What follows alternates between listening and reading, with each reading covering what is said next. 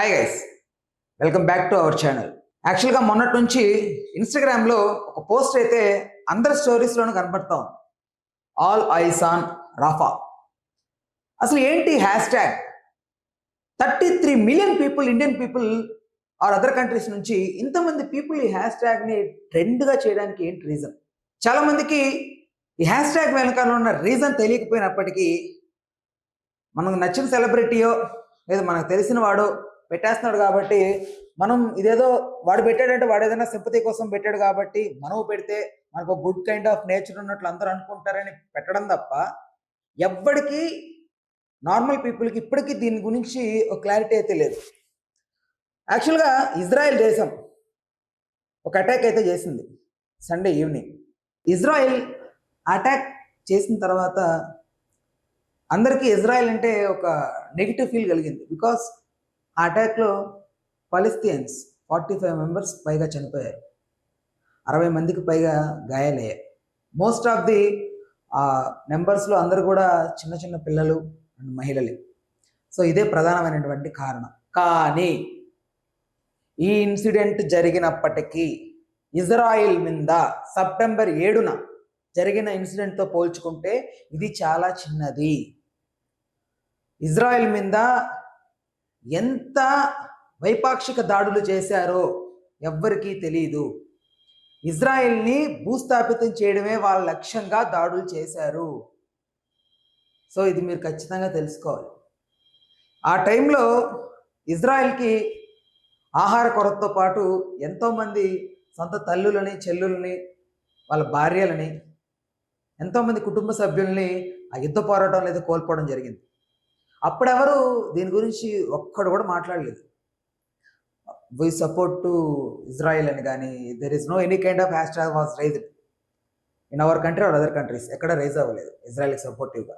Only Israel people మాత్రమే వాళ్ళని వాళ్ళు కాపాడుకోవడం కోసం చాలా వరకు బయటకు వచ్చి సేవ్ చేయండి అన్నట్లుగా నినాదాలు చేశారు తప్ప ఎవ్వరు ఇజ్రాయెల్కి సపోర్ట్ చేయలేదు.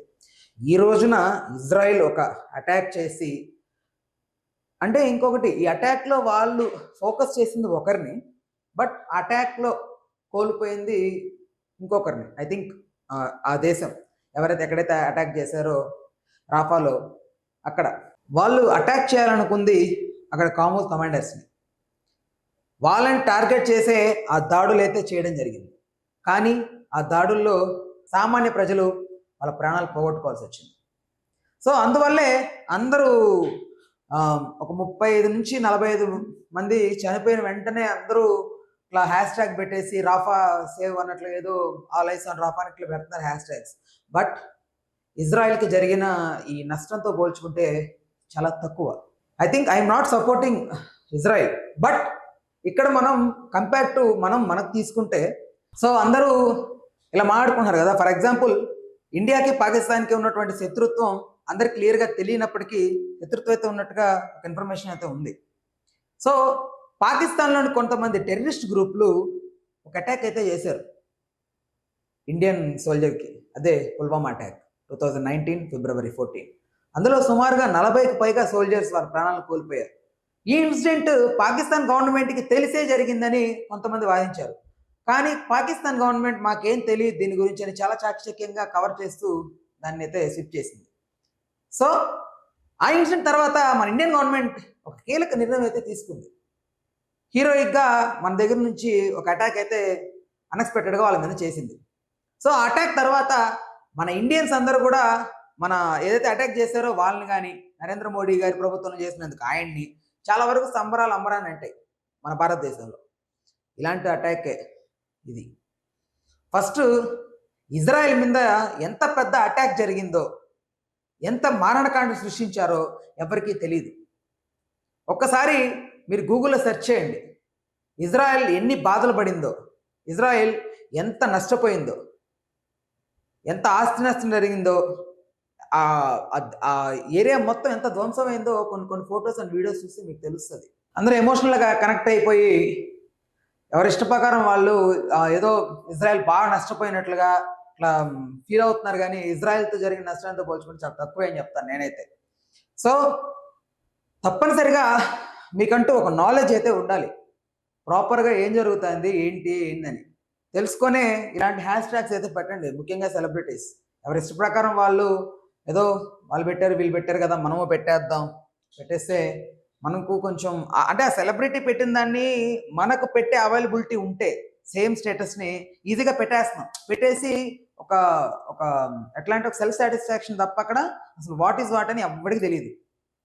సో ఇప్పుడు ఎలా అంటే ఇన్స్టాగ్రామ్ ఒక సెలబ్రిటీ వాడుతున్నాడంటే ఇన్స్టాగ్రామ్ నేను వాడుతున్నాను, ఫేస్బుక్ ఒక సెలబ్రిటీ వాడుతాడు, ఫేస్బుక్ నేను వాడుతున్నాను. ఇలాగా వాళ్ళు చేసే వాటిని మనము చేయగలిగే అవైలబిలిటీ ఎప్పుడైతే సోషల్ మీడియా ఇచ్చిందో అది సెలబ్రిటీ టు కామన్ మ్యాన్కి రీచ్ అవ్వడానికి సింప్లిఫై అయిపోయింది. అట్లా కాకుండా ఓన్లీ ఫర్ సెలబ్రిటీసే పెట్టే పనితే ఎవరైనా పెడతారా? పెట్టరు, ఒక్కరు కూడా పెట్టరు. సో ఇండియాలో ఎన్నో కైండ్ ఆఫ్ ఇన్సిడెంట్స్ జరుగుతున్నాయి. మనకు కళ్ళు మూసి తెరిచేలోపు ఎన్నో ఇన్సిడెంట్స్, వెలుగులోకి రావాల్సిన ఎన్నో సంఘటనలు కనుమరుగైపోతున్నాయి within fraction of seconds. వాటిల్ని బయటికి తీసుకురండి, వాటిల్ని ప్రజలకు తెలిసేలాగా మీ సోషల్ మీడియా ఇన్ఫ్లుయెన్స్ని వాడండి. ఎక్కడో జరిగిన దాని గురించి ఇక్కడ మాట్లాడాల్సిన అవసరం లేదు. సో ఈ ఇన్సిడెంట్ ఆపడం కోసమనే UNO, united nation of organization, so ఇది శాంతి భద్రతలకు దృష్టి మేర ఆల్రెడీ మాట్లాడారు ఇజ్రాయెల్ ప్రధానితో. ఆయన పేరు బెంజమిన్ నెతన్యాహు. సో ఆయనతో మాట్లాడారు, ఆయన కూడా క్షమాపణలు చెప్పడం జరిగింది. వీఆర్ నాట్ ఓన్లీ ప్లాన్ అంటే మేము ఖచ్చితంగా ప్లాన్ చేసి అయితే సామాన్యుల్ని చంపడం కోసం అయితే మేము అటాక్ చేయలేదు. మాకు మేము ఒకటి ఫోకస్ చేసి అటాక్ చేస్తే ఆ ఇన్సిడెంట్లో సామాన్యుల ప్రాణాలు కోల్పోయారు.